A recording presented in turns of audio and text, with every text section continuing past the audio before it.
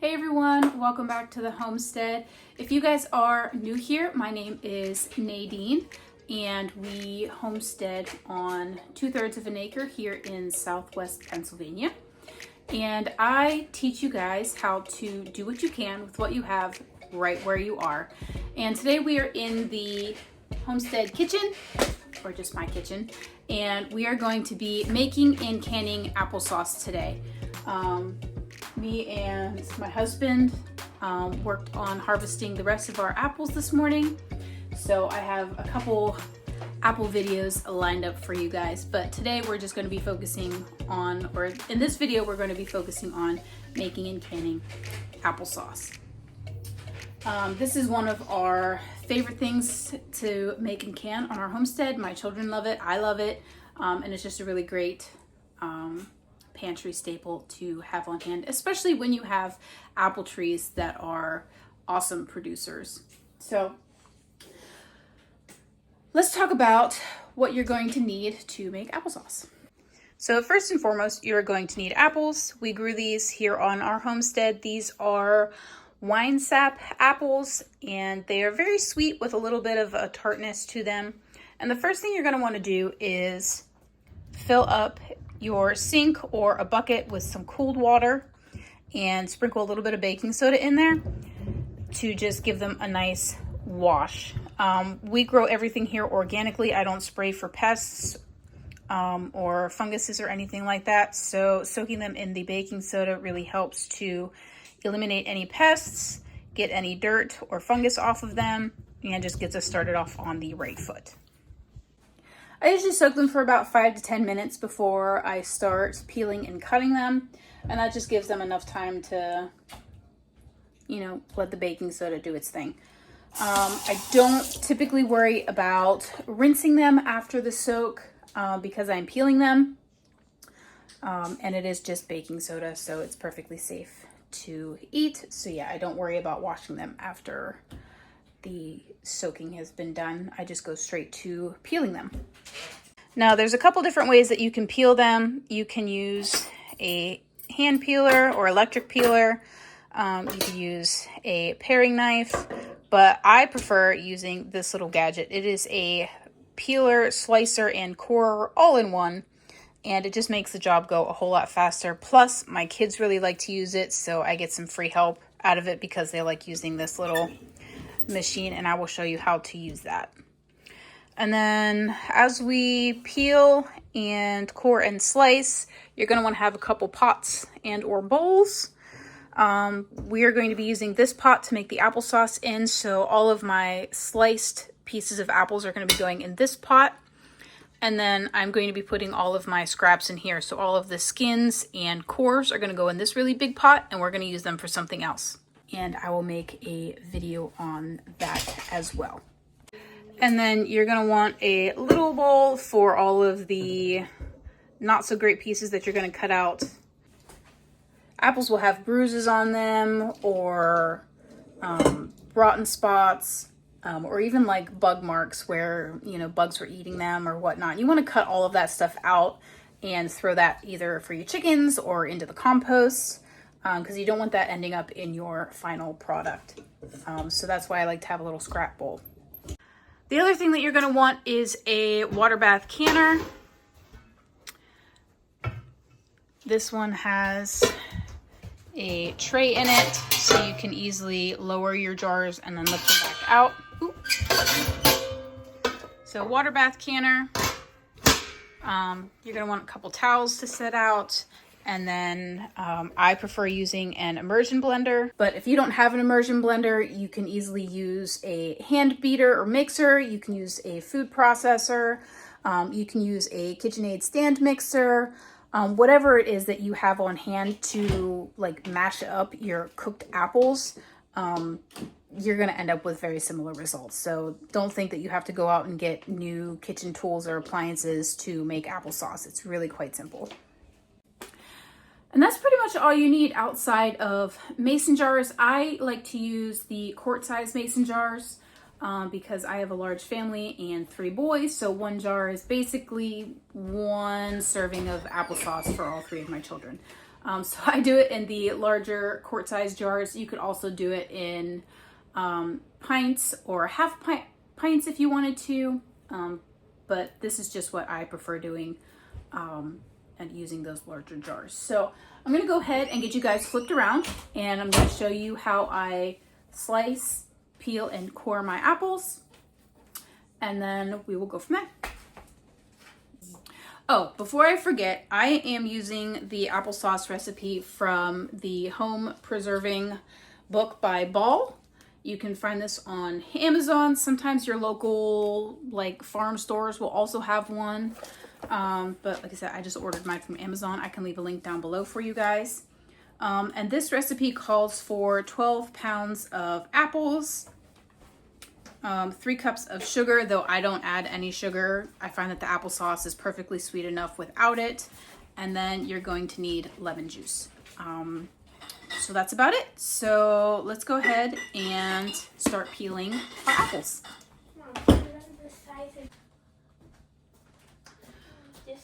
All right. So we just take your apples and you push them onto the apple core, slide it all the way down, and then you just start spinning.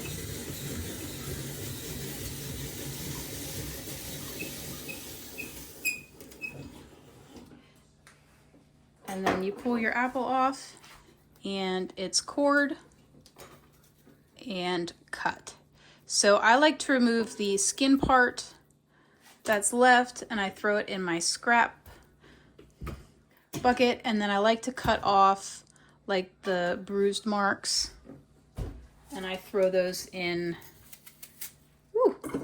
the scrap or the other scrap bin for the chickens or the compost. Now I also like to cut them in half like this so that they cook down a little bit faster, but that's not completely necessary. All right, so we're gonna go ahead and peel and core the rest of the apples. I don't typically go by weight. I just fill this pot up to about here.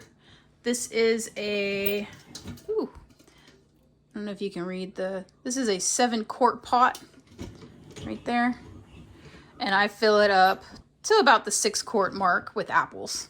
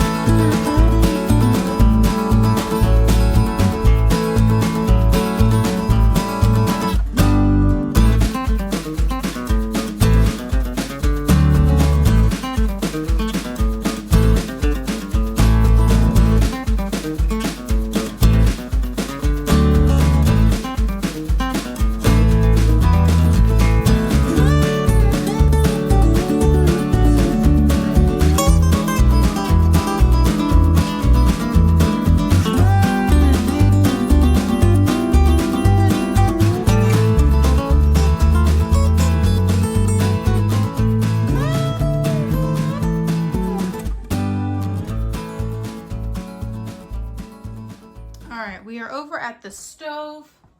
So now we're gonna add about 2 cups of water.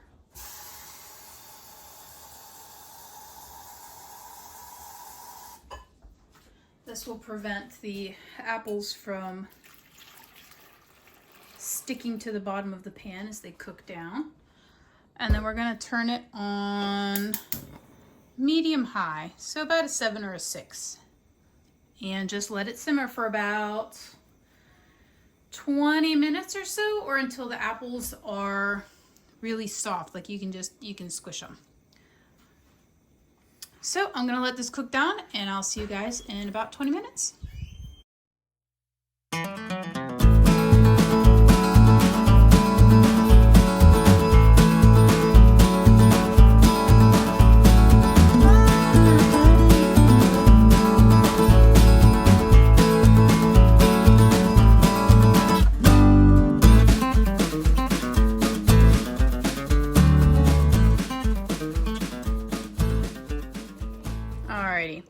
Our apples have cooked down and are nice and soft now. So at this point in time, I'm going to turn the oven off and we're going to use the immersion blender to blend it up.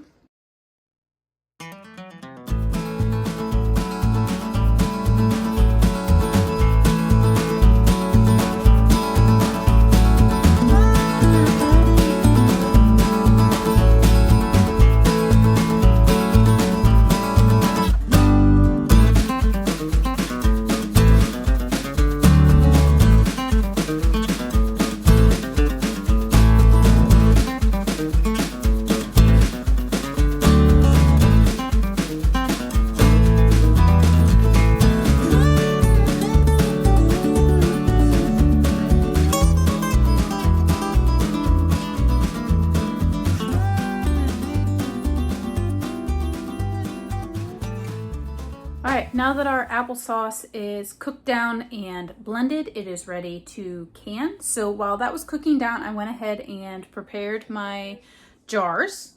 Like I said earlier, I am going to be using the quart-sized jars just because I have a family of 5 and one of these will feed my 3 children in one sitting, basically. So I'm gonna go ahead and get a couple of those set up on my towel over here. And then we're going to add, I believe, a tablespoon of lemon juice to each bottle. Fill it with the applesauce to about 1 inch headspace. And then we're going to load it in the water bath canner. All right, so we're just gonna go ahead and add a tablespoon of bottled lemon juice to each of my quart jars.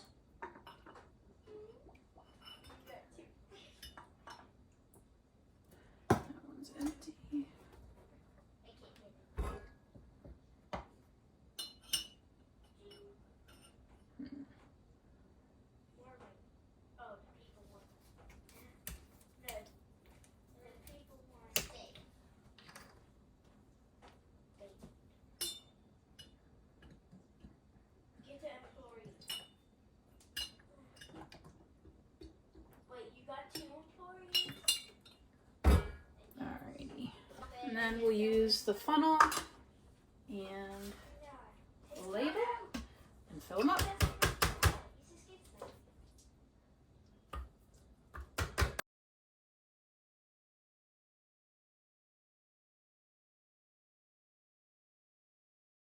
Alright. Once you're done filling your jars, get a little bit of vinegar here. And I overfilled the one a little bit. So we're going to fix this one. It's a little too full. All right. So we want to leave about 1 inch head space. And head space means, I'm not going to touch that jar because it's hot. So we want to fill it up to about the base of the neck of the jar. That's about 1 inch. And then for recipes to call for 1/2 inch, you'll be about halfway up that neck of the jar. But for the applesauce, we want about 1 inch of headspace. So I stop at the base of the neck of the jar. And then we want to use, this just came with my set that I bought, but you could use a butter knife, you could use a chopstick, or you can get a set and use one of these. And this just gets all of the air bubbles out of your jar, like so, and kind of levels out your product a little bit.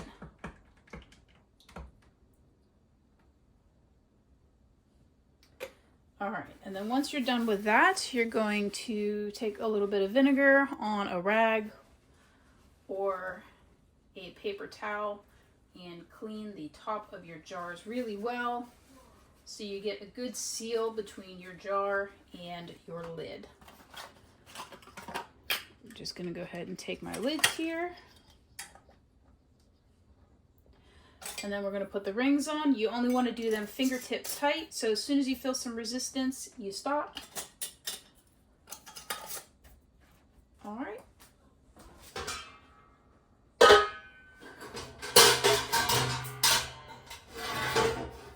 And I'll put these guys in the water bath canner.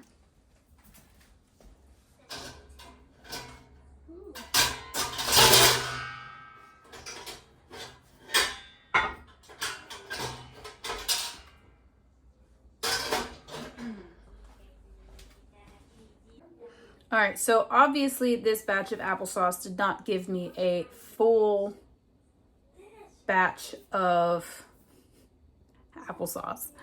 It didn't give me my full 7 cans to fill my water bath canner, so I'm gonna have to do this process a couple times. So I'm going to finish up, get the rest of my jars and applesauce made, and then I will be back to show you how to water bath can them.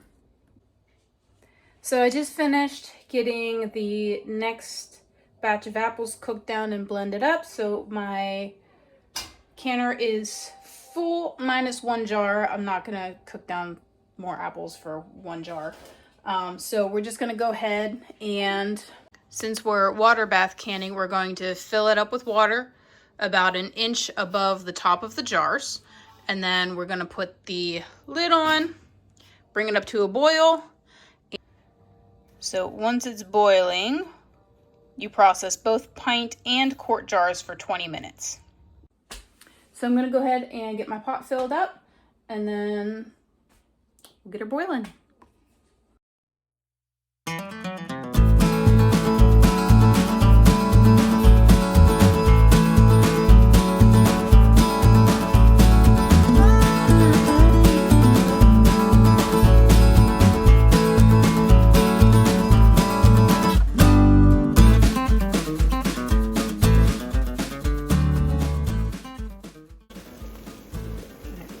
Once you reach a rolling boil like this, set your timer for 20 minutes. 20 minutes are up. Go ahead and turn it off. Leave the lid on for another 5 minutes and then take it off. All right, once your 5 minutes is up, go ahead and remove the lid carefully. There's still gonna be some hot steam that comes out of it. Set the lid off to the side. And your jars are done. I'm gonna go ahead and set a towel off to the side here. And then I'm going to pull these out and set them on the towel.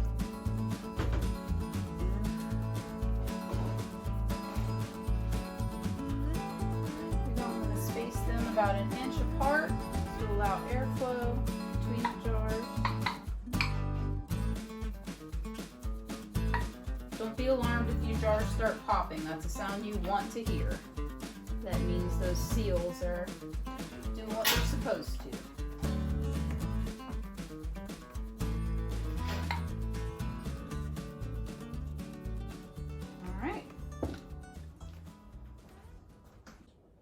And then I just let them sit on the counter overnight while they cool. And then in the morning, I will take the rings off of the jars and make sure that all of my lids sealed good. If they didn't seal good, I usually just pop them in the fridge and then use them right away. Unless it's like the whole batch that didn't seal right, which I've never had that happen before. But so once they're cool, take the rings off, make sure that your lids are sealed. So you wanna like pull on them and see if they're loose or not. And if the seals are good, go ahead and label them. I like to label them with what they are and the day that I canned them, and then store them in your pantry and use them when you're ready. It's as easy as that. So if you guys have any questions about canning applesauce, go ahead and leave them in the comments below. I love hearing from you guys. And keep an eye out for a couple other apple type videos. I've got quite a bit of apples left to work through, so I have some other apple-y things that I'm going to be making, and I'm going to be recording those for you guys also. So alrighty guys, thank you so much for watching, and remember to grow where you're planted. Bye.